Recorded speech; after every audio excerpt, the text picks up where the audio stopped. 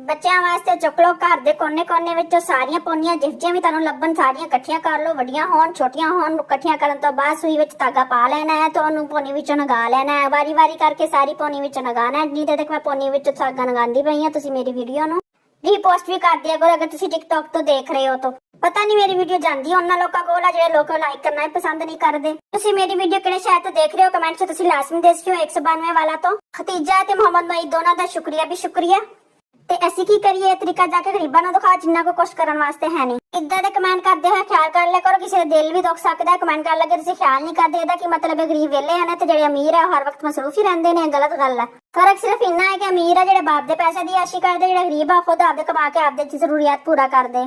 ਇਹਦੇ ਨੀਚੇ ਵੀ ਪੌਨੀ ਲਾ ਲਈਏ। ਪੌਨੀ ਜਗ੍ਹਾ ਤੁਸੀਂ ਪੈਨ ਵੀ ਲਾ ਸਕਦੇ ਹੋ, ਜਿਹੜੀ ਤੁਹਾਨੂੰ ਆਸਾਨੀ ਲੱਗੇ ਤੇ ਤੁਸੀਂ ਇਹ ਬਣਾ ਕੇ ਫਰਾਕਾਂ ਵਿੱਚ ਵੀ ਬੱਚੇ ਦੇ ਲਾ ਸਕਦੇ ਹੋ। ਫਰਾਕਾਂ ਤੇ ਜਾਂ ਸਟੋਲਰ ਤੇ ਵੀ ਲੱਗ ਕੇ ਬੜਾ ਸੋਹਣਾ ਲੱਗਦਾ। ਖੂਬਸੂਰਤ ਜੀ ਪੌਨੀ ਸਾਡੀ ਬਣ ਕੇ ਤਿਆਰ ਹੈ। ਬੱਚੇ ਤੇ ਲਾਓਗੇ ਤੇ ਬੱਚੇ ਹੋਰ ਜ਼ਿਆਦਾ ਖੂਬਸੂਰਤ ਲੱਗਣਗੇ। ਕਮੈਂਟ ਬਾਕਸ ਦੱਸਿਓ ਤੁਹਾਨੂੰ ਕਿੱਦਾਂ ਦੀ ਲੱਗੀ ਪੌਨੀ ਬਣ ਕੇ।